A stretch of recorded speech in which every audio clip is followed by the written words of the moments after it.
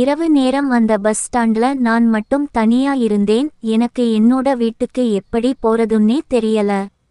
அந்த நேரத்துல ஒரு பஸ்ல இருந்து இறங்கி வந்த கண்டக்டர் என்கிட்ட எங்கம்மா போகணும் அப்படின்னு கேட்டாரு. நான் ஒரு நிமிஷம் அவரோட முகத்தை பார்த்தேன். இவர் யாரு? திடீர்னு என்கிட்ட வந்து பேசுறாரு. அவரை மேலிருந்து கீழே வரைக்கும் பார்த்தேன். அவர் யூனிஃபார்ம் டிரஸ் போட்டிருந்தாரு. அப்ப நான் கன்ஃபார்ம் பண்ணிட்டேன், இவர் அந்த பஸ் ஓட கண்டக்டர். அதனால தான் நம்ம கிட்ட வந்து பேசுறாரு. யாருமே இல்லாம தனியா அந்த பஸ் ஸ்டாண்ட்ல இருக்கேன். யார்கிட்டையும் நான் ஹெல்ப் கூட கேட்க முடியாது. அவங்களோட வேலைய பார்த்துட்டு போயிட்டே இருக்காங்க. இரவு நேர வேற. நான் எப்படியாவது என்னோட வீட்டுக்கு போய் ஆகணும். அதனால நான் அந்த கண்டக்டர் கிட்ட நான் போக போற ஊர் பெயர சொன்னேன். அதுக்கு அவரும் ஏம்மா அவ்வளவு தூரத்தில் இருந்தா வந்திருக்க?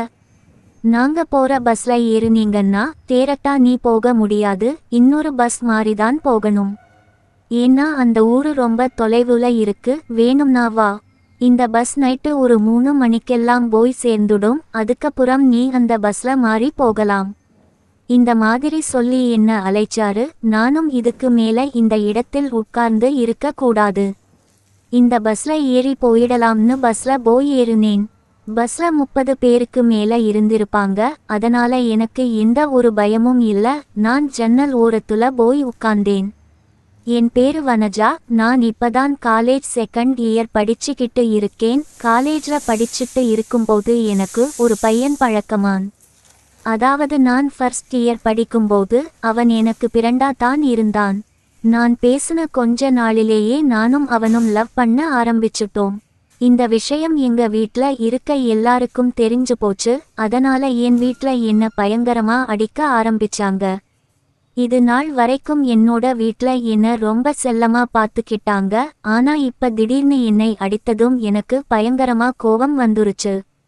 ஒரு 2 நாளாவே வீட்ல இருக்க யாரு கூட நான் பேசுறதே இல்லை.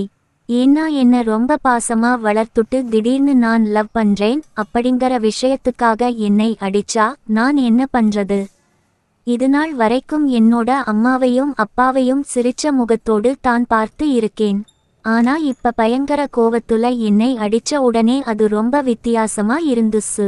அது சனி ஞாயிறு விடுமுறை அப்படிங்கிறதுனால நான் அப்ப வீட்ல இருந்தேன். அந்த சமயம் அந்த பையன் என்னோட வீடு இருக்கு தெருவுல பைக்ல சுத்திட்டு இருந்திருப்பான் போல. இத பார்த்த என்னோட அப்பா அந்த பையனை கூப்பிட்டு நல்லா திட்டிவிட்டாரு. பிறகு நேரா வீட்டுக்கு தான் வந்தாரு. வந்த உடனே என்னோட அம்மாவுக்கு 2 அடி விழுந்துச்சு. புள்ளையா நீ வளர்த்துருக்க? அவன் வீடு வரைக்கும் வந்துட்டான்டி. இந்த மாதிரி சொல்லி என்னையும் பயங்கரமா திட்டினாரு. பிறகு நீ இனிமே காலேஜே போக கூடாது, வீட்டிலேயே கிட. காலேஜ் போனா தானே இந்த மாதிரி எல்லாம் செய்வ. காலேஜ் போகலைன்னா ஒழுங்கா இருப்பல்ல அப்படின்னு சொல்லி எனக்கு காலேஜே போக கூடாதுன்னு சொல்லிட்டாரு. அந்த கோவத்துல எனக்கு வீட்ல இருக்கவே சுத்தமா பிடிக்கல. எங்கேயாவது போயிடலாம்னு சொல்லி நான் சேர்த்து வைத்திருந்தா காசை கொஞ்சம் எடுத்துக்கிட்டு எல்லாரும் வீட்ல தூங்குனதுக்கப்புறம் நான் பாட்டுக்கும் ஒரு பஸ்ல ஏறிட்டேன். இத்தனைக்கும் இது எங்க வீட்ல இருக்க யாருக்கும் தெரியாது. என்ன லவ் பண்ற பையனுக்கும் தெரியாது. பேசாம அவனை கூட்டிட்டு ஓடி போய் இருக்கலாம். நான் அதை செய்யாம நான் மட்டும் தனியா ஒரு பஸ் ஏறி கிளம்பிட்டேன். ஏதோ ஒரு வேகத்துல கோவத்துல கிளம்பிட்டேன். ஆனா எங்க போறதுன்னே தெரியல. நான் பாட்டுக்கு 2-3 பஸ் மாதிரி ரொம்ப தூரத்தில் போயிட்டேன். முதல் நாள் நைட் ஏறின பஸ் அடுத்த நாள் சாயங்காலம் வரைக்கும் பஸ்ல எதுவும் டிராவல் பண்ணிக்கிட்டு இருந்தேன். பஸ்ல இருந்து இறங்கினதுக்கப்புறம் தான் ஒரு ஹோட்டல்ல சாப்பிடவும் செஞ்சேன். அங்க சாப்பிட்டு முடிச்சு வெளியே வந்ததுக்கு அப்புறம் திக்கு தெரியாம திணறி கிட்ட நின்னேன். எங்க போறதுன்னே தெரியல. எங்க போறது? இது என்ன இடம்? எதுவுமே தெரியல. யார்கிட்டையாவது பேசலாம், இது என்ன ஊருன்னு கேட்கலாம்னு பார்த்தா இங்கே இருக்கிறவங்க எல்லாமே ஆம்பளைங்களா தான் இருக்கிறாங்க. கொஞ்ச நேரத்துல ரொம்பவும் இரட்டுமா ஆரம்பிச்சது. ரோட்ல போறவங்க வர்றவங்க எல்லாம் என்னை ஒரு மாதிரி பார்க்கவும் ஆரம்பிச்சாங்க. அப்பதானே முடிவு பண்ண இனிமே நான் இங்க இருக்க கூடாது. அப்படி இருந்தோம்னா நமக்கு ஏதாவது பிரச்சனை வரதுக்கு கூட வாய்ப்பு இருக்கு. பேசாம கிளம்பி திரும்ப வீட்டுக்கே போயிடலாம்னு நினைச்சேன். அதனால அந்த ஹோட்டல்ல வேலை பாக்குற ஒரு அக்கா கிட்ட என்னோட ஊர் பெயரை சொல்லி அந்த ஊருக்கு போகணும். நான் எப்படி போறதுன்னு கேட்டேன். அப்ப அந்த அக்கா, யாருமா நீ, எதுக்குமா இங்கே வந்து இருக்கிற?ன்னு கேட்டாங்க. நான் அவங்களுக்கு பதில் எதுவுமே சொல்லல. அவங்க என்னோட முகத்தை பார்த்துட்டு, ஏன்மா உங்க ஊரு இங்க இருந்து ஒரு 500 கிலோமீட்டருக்கு அந்த பக்கம் இருக்கு, எதுக்குமா தேவையில்லாம அங்கிருந்து இங்க வந்த, அதுவும் இந்த ராத்திரில, நீ இந்த மாதிரி தனியா சுத்திக்கிட்டு இருந்த, அவ்வளவுதான்.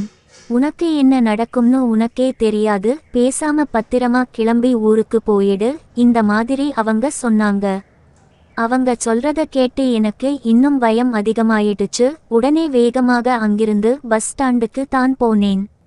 அங்க போய் என்னோட ஊருக்கு போற பஸ் எப்ப வரும்னு கேட்டேன். ஆனா அந்த பஸ் வர்றதுக்கு ரொம்ப லேட் ஆகும்னு சொல்லிட்டாங்க. அதனால நான் பஸ் ஸ்டாண்ட்ல வெயிட் பண்ண ஆரம்பிச்சேன். அப்பதான் அந்த கண்டக்டர் என்ன அவரோட பஸ்ல ஏத்திக்கிட்டாரு. இப்ப பஸ்ல நான் நிம்மதியா தூங்கிட்டு போயிட்டு இருக்கேன். அடுத்து நான் வீட்ல இருக்கேன். வீட்ல என்னோட அம்மாவும் அப்பாவும் என்கிட்ட பாசமா பேசி எனக்கு சாப்பாடு எல்லாம் ஊட்டி விடுறாங்க. என்ன நடந்துச்சு? நாம வீட்டை விட்டு ஓடி வந்துட்டோம். ஆனா 2 பேரும் நம்ம மேல பாசத்தை காட்டுறாங்களே. இந்த மாதிரி நினைச்சுட்டு இருக்கும்போது பக்கத்துல என்னை யாரும் எழுப்புற மாதிரி இருந்துச்சு. திடீர்னு கண்ணு முழிச்சு பார்த்தா அது எல்லாமே கனவு. என்னோட பக்கத்துல கண்டக்டர் உட்கார்ந்து இருந்தாரு.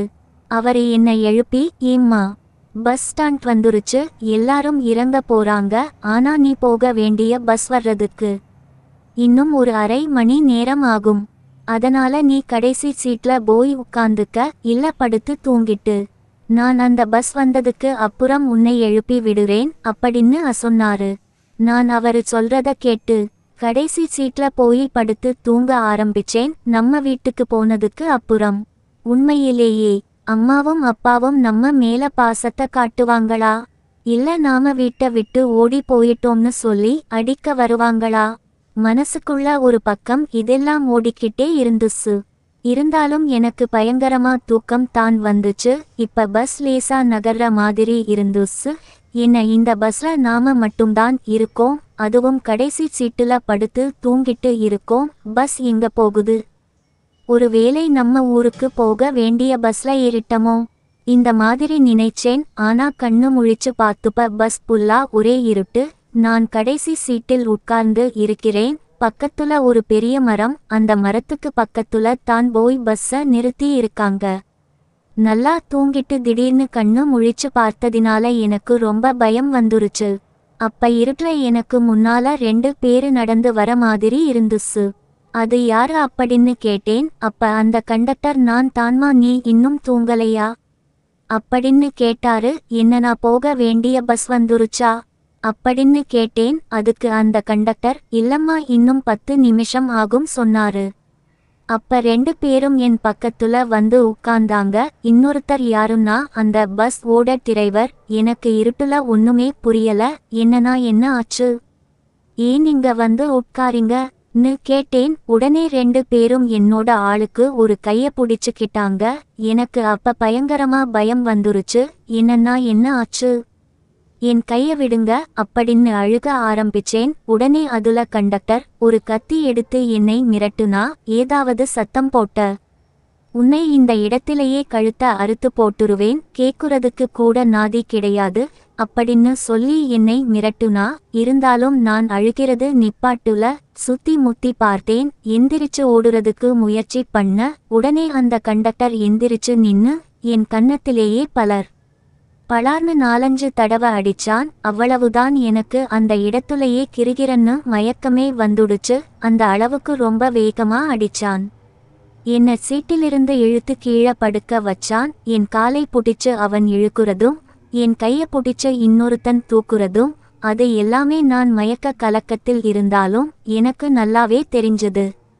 நான் லேசா முனகி தான் பார்த்தேன். அதுக்கு மேல என்னால வாயை திறந்து பேசக்கூட முடியல. அவன் அடிச்ச அடி அந்த அளவுக்கு ரொம்ப பலமா இருந்துச்சு. இப்ப 2 பேருமே சேர்ந்து என்ன பண்ண கூடாதோ அந்த விஷயத்தை என்கிட்ட நல்லாவே பண்ணிட்டானுங்க. மயக்கத்தில் இருந்ததுனால என்னால அசையவும் முடியல, முண்டமும் முடியல. பேசாம படுத்து இருந்தேன். கொஞ்ச நேரத்துல வெளியில ஏதோ சத்தம் கேட்டுச்சு. நான் அரை மயக்கத்துல இருந்ததுனால எனக்கு என்ன நடந்துகிட்டு இருக்கு அப்படிங்கிறது மட்டும் ஓரளவுக்கு தெரிஞ்சது. வெளியில சத்தம் கேட்டதனால எனக்கு கொஞ்சம் நிம்மதியாக இருந்துச்சு. யாரோ என்ன காப்பாத்த வந்துட்டாங்க, இவங்க கிட்ட இருந்து தப்பிக்க போறோம் அப்படின்னு நினைச்சுக்கிட்டு இருந்தேன். வெளியில சத்தம் கேட்டதும் அந்த டிரைவரும் கண்டக்டர் எந்திரிச்சு வெளியில போயிட்டாங்க. அந்த சமயம் வெளியில இவங்க யாருகிட்டயோ பேசுற சத்தம் கேட்டுச்சு. ஒரு 5 நிமிஷம் பேசியிருப்பாங்க. கொஞ்ச நேரத்துல வேற 2 பேரு பஸ்ஸுக்குள்ள வர்ற மாதிரி தெரிஞ்சது. அவங்க வேற யாரும் இல்ல, இவங்க பஸ்ஸுக்கு பக்கத்துல இன்னொரு பஸ்ஸ நிப்பாட்டி வச்சிருக்காங்க. அந்த பஸ்ஸோட டிரைவரும் கண்டக்டர் தான். அவனுங்க 2 பேரும் இவங்களோட கூட்டாளி தான் போல. என்ன இந்த மாதிரி பண்ற விஷயத்தை தெரிஞ்சுகிட்டு அவனுங்களும் இதுல சேர்ந்துட்டானுங்க. கொஞ்சம் கூட யோசிக்காமல் 2 பேருமே மாறி மாறி நல்லா செய்ய ஆரம்பிச்சாங்க. அதுல ஒருத்தன் கொஞ்சம் வயசானவனா இருப்பான் போல. 2 பேரும் அவனுங்க வேலைய முடிச்சுட்டு என் கன்னத்திலேயே திரும்பவும் பளார்னு ஒரு அடி விட்டான். இந்த தடவை என்னோட கன்னம் எல்லாம் நல்லா சிவந்து போச்சு. வாய தொறந்து கூட என்னால அழுகவே முடியல. அந்த அளவுக்கு முகம் வாயெல்லாம் வலிக்க ஆரம்பிச்சது. ஆனால் கண்ணில் இருந்து தண்ணி மட்டும் வந்துகிட்டே இருந்துச்சு. இப்ப 4 பேருமே பசை விட்டு கீழே இறங்கிட்டானுங்க. கீழே இறங்கி பேசிக்கிட்டு தான் இருந்தானுங்க. அது மயக்கத்திலே கிடக்கட்டும், வாட்டா நாம போய் டீ குடிச்சிட்டு வரலாமா, இப்படி தான் பேசிட்டு இருந்தானுங்க. அதுல என்ன அழைச்சிட்டு வந்த கண்டக்டர் எனக்கு இன்னொரு தடவை வேணும்டா அப்படின்னு சொன்னா. அதுக்கு கூட இருந்த டிரைவர் சரிவாடா, முதல்ல டீ குடிச்சிட்டு வரலாம், அதுக்கப்புறம் வந்து பார்த்துக்கலாம் அப்படின்னு சொல்லிட்டு 4 பேரும் டீ குடிக்கத்தான் போனானுங்க. எனக்கு இப்ப லேசா மயக்கம் வர்ற மாதிரி இருந்துச்சு. ஆனா அவங்க 4 பேரும் டீ குடிக்க போயிட்டாங்கன்னு எனக்கு நல்லாவே தெரிஞ்சிருச்சு. இனிமே நான் அந்த இடத்துல இருக்க கூடாது. இருந்தோம்னா அடுத்து இவங்க என்ன செய்வாங்கன்னு தெரியாது. அதனால எப்படியாவது இவங்க கிட்ட இருந்து தப்பிச்சிடணும். மெதுவா எந்திரிச்சு பஸ்ஸை விட்டு கீழே இறங்கின. ஆனா என்னால சுத்தமா நடக்கவே முடியல, அந்த அளவுக்கு வழி எடுத்துச்சு. ஒரு பக்கம் ஒரே மயக்கமா வேற இருந்துச்சு. ஆனா நான் எதையுமே பொருட்படுத்தல. எனக்கு இந்த இடத்தில் இருந்து எப்படியாவது தப்பிக்கணும், அவ்வளவுதான் அப்படின்னு சொல்லிட்டு மெதுவா நகர்ந்து அந்த பஸ்ஸை விட்டு நான் ரொம்ப தூரமா போயிட்டேன். அவங்கள ஒருத்தன் பஸ்ல ஏறி பார்த்தான். நான் பஸ்ல இல்லைன்னு உடனே கீழே இருக்கவங்க கிட்ட போய் சொன்னா. அவங்களும் வேகமா ஓடி வந்து பஸ்ல பார்த்தாங்க. ஆனா பஸ் முழுக்க ஒரே இருட்டு. நான் இல்லை என்கிறத கன்ஃபார்ம் பண்ணிட்டாங்க. இருந்தாலும் அவங்களுக்கு ஒரு சந்தேகம், நான் பஸ் உள்ளே ஒளிஞ்சுக்கிட்டு நாடகம் ஆடுறேன்னு நினைச்சாங்க. அதனால பஸ்ல இருக்கிற லைட்டை முதல்ல போடு, பஸ் உள்ள முதல் செக் பண்ணணும், பிறகு வெளியே போய் பார்த்துக்கலாம்னு அதுல ஒருவன் சொன்னான். அதே மாதிரி பஸ்ல இருக்கிற லைட்டை போட்டு உள்ள தான் செக் பண்ணிட்டு இருந்தாங்க.